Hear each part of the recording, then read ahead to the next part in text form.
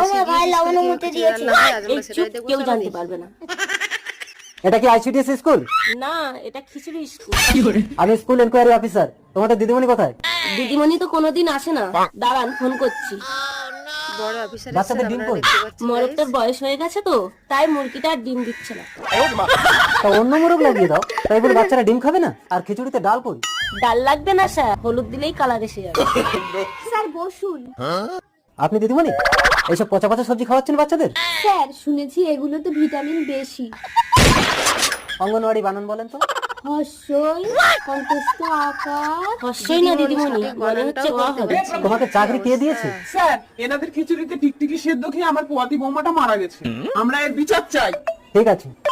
এপিএনে account 10,000 টাকা Diva হলো। Sir আমি দিয়েছি 10,000। আর জানেন খিচুড়ি দেখে খেতে পারে না? সবটাকে দিদিমণিকে জবাব দিতে হবে নাকি? যত সব